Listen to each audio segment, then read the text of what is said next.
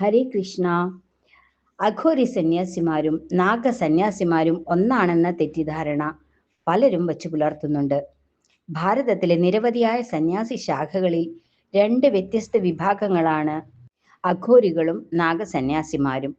ഭസ്മം പൂശിയ ദേഹവുമായി തീക്ഷ്ണമായി ജ്വലിക്കുന്ന കണ്ണുകളും എന്നാൽ പ്രസന്ന ഭാവവും കൊണ്ട് നാഗസന്യാസിമാരെ പെട്ടെന്ന് തിരിച്ചറിയാൻ കഴിയും. ആരാധന ഉൾപ്പെടെ സമ്പ്രദായങ്ങൾ വ്യത്യസ്തമാണെങ്കിലും നാഗസന്യാസിമാരുടെയും അഘോരികളുടെയും തത്വം പവിത്രമായ ശിവതത്വം തന്നെയാണ്. കുംഭമേളയിൽ ആദ്യമായി സ്നാനം ചെയ്യാനുള്ള അവകാശം നാഗസന്യാസിമാർക്കാണ്. കുംഭമേളയ്ക്ക് 13 അഖാഡകൾ എന്ന് വിളിക്കുന്ന നാഗ സാധു ആശ്രമങ്ങളാണ് പങ്കെടുക്കാറുള്ളത്. അതിൽ 7 മാത്രമാണ് ശൈവധാരയിലുള്ളത്. ബാക്കി ഉള്ളതിൽ 5 വൈഷ്ണവ പദ്ധതിയും 3 സിഖ് ഖൽസ സമ്പ്രദായവും പിന്തുടരുന്നു. ധ്വജ് കി രക്ഷക് എന്നതാണ് നാഗസാധുക്കളുടെ സ്ഥാനം. ധ്വജം ഓരോ അഖാഡകൾക്കും വേറെയാണ്. എന്നാൽ ആത്യന്തികമായി അവർ സംരക്ഷിക്കേണ്ട ധ്വജം അഖാഡകളുടെ മാത്രമല്ല, ഭാരതത്തിന്റെ ധ്വജം അഥവാ ഭാരതത്തിന്റെ പൈതൃകം തന്നെയാണ്.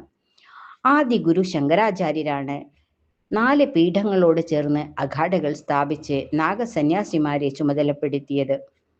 ആയുധങ്ങൾ കൊണ്ട് യുദ്ധം ചെയ്യുന്ന അസ്ത്രധാരികളും ജ്ഞാനം കൊണ്ട് ഭാരത സംസ്കൃതിയെ സംരക്ഷിക്കുന്ന ശാസ്ത്രധാരികളും എന്ന 2 വിഭാഗം നാഗസന്യാസിമാർക്കിടയിലുണ്ട്.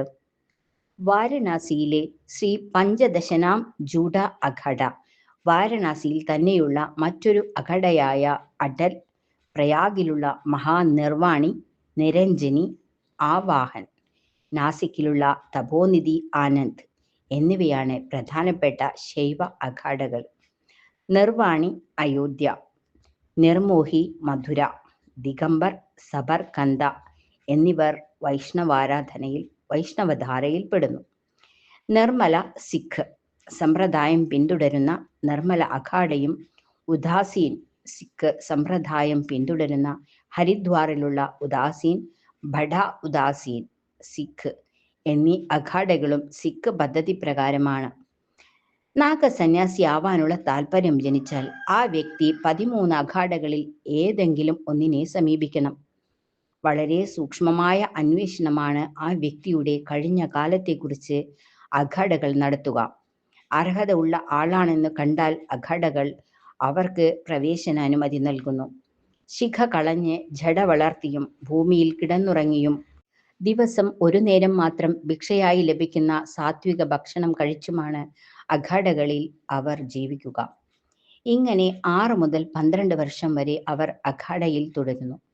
തയ്യാറായി എന്ന് ഗുരു തീർച്ചയാക്കിയാൽ ബ്രഹ്മചാരി അവനവന് വേണ്ടി പിണ്ടബലി തർപ്പണം നടത്തുന്നു. ശേഷം കുംഭമേളയിൽ സ്നാനം നടത്തിയാലാണ് മന്ത്രദീക്ഷ ലഭിക്കുക. ബ്രഹ്മചാരിയുടെ അടുത്ത ഘട്ടം മഹാപുരുഷനാണ്. മഹാപുരുഷനായ നാഗസാധുവിന് പരമേശ്വരന്മാരാണ് ഗുരുക്കന്മാർ. മഹാവിഷ്ണു, പരമശിവൻ, സൂര്യഭഗവാൻ, ഗണപതി, പരാശക്തി എന്നിവരെ ഗുരുക്കന്മാരായി കണ്ട് സാധു ഉപാസിക്കുന്നു. മഹാപുരുഷനായി പൂർണ്ണത ലഭിച്ചാൽ അവധൂതൻ എന്ന ഘട്ട നാഗസന്യാസി നീങ്ങുന്നു. തലമുണ്ടനം ചെയ്ത് വീണ്ടും പിണ്ടതർപ്പണം നടത്തുന്നു. അവധൂതൻ വസ്ത്രങ്ങളടക്കം എല്ലാം ത്യജിച്ച് ദിഗംബരൻ ആവണം. പിന്നീട് അഹംബോധവും ബന്ധനങ്ങളും എല്ലാം ഉപേക്ഷിച്ച അവരെ ബന്ധിക്കുന്നത് ധർമ്മ സംരക്ഷണം എന്ന കർമ്മം മാത്രമാണ്. ശേഷം അവധൂതർ അഖാഡകൾ ഉപേക്ഷിച്ച് ഹിമാലയ സാനുക്കളിൽ തപസ്സിൽ തുടരുന്നു. കുംഭമേളയ്ക്ക് മാത്രമാണ് അവർ ജനമധ്യത്തിലേക്ക് ഇറങ്ങുക. കൊടും ശൈത്യത്തിലും വിവസ്ത്രരായി അവർ ജീവിക്കുന്നു. അവരുടെ ആരോഗ്യം കാക്കുന്നത് ഹിമാലയ സാനുക്കളിലെ പച്ചമരുന്നും കഠിന ജപസാധനകളുമാണ്. സർവം കൃഷ്ണാർപ്പണമസ്തു. ജയ് ശ്രീ രാധേ രാധേ.